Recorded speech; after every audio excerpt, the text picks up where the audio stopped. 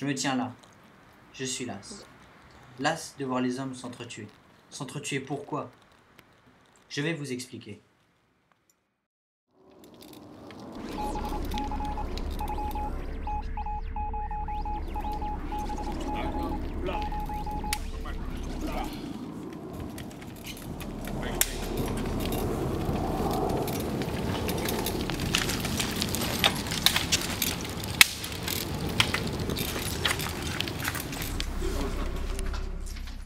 Pour créer une guerre, il faut d'abord créer deux clans dans un même peuple.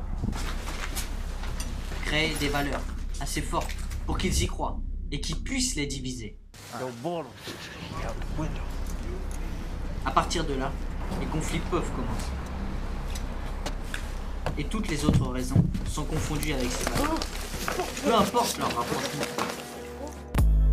La haine les aveuglera de telle sorte qu'ils donneront tout jusqu'à leur vie pour défendre cette valeur. Mais qu'est-ce qui peut diviser l'homme?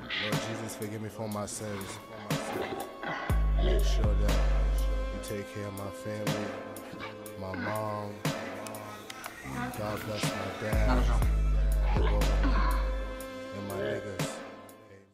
La drogue.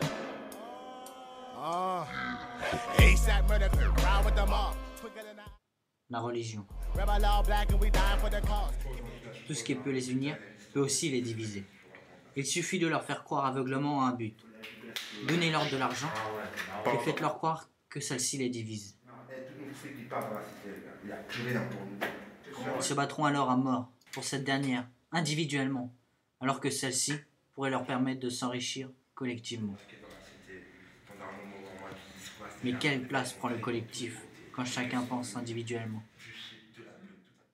Le collectif n'est alors plus que la marche de l'union pour une meilleure destruction individuelle.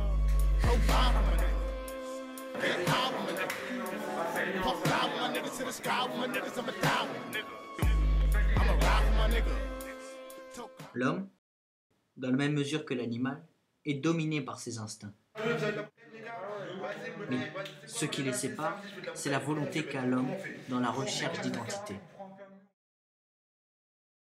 Il se confond dans un groupe unitaire qui lui donne l'impression d'exister par l'affirmation de cette identité, par l'unité.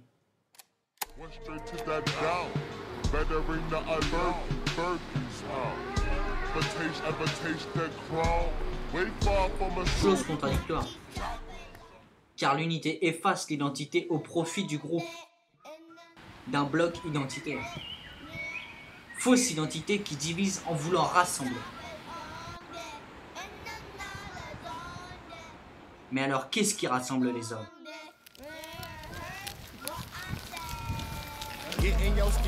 La guerre rassemble les hommes. Elle les fait se réunir et s'organiser dans un seul but. Détruire. Tuer.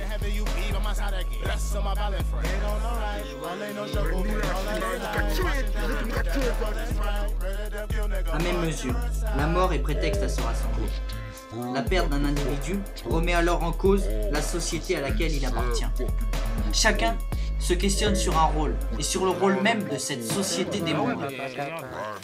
Son importance, son ampleur une fois démembrée, l'importance qu'elle prend par rapport à une autre, l'importance par rapport aux autres, le rapport aux autres. Ce sont les bases mêmes de la société qui divisent celle-ci. Quand les bases s'effondrent, plus aucune construction n'est possible. Il ne reste alors plus que les cendres de celle-ci, balayées par l'espoir d'un monde nouveau.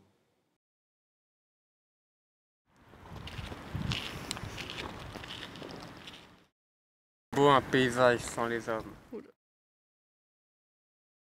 The power and the glory.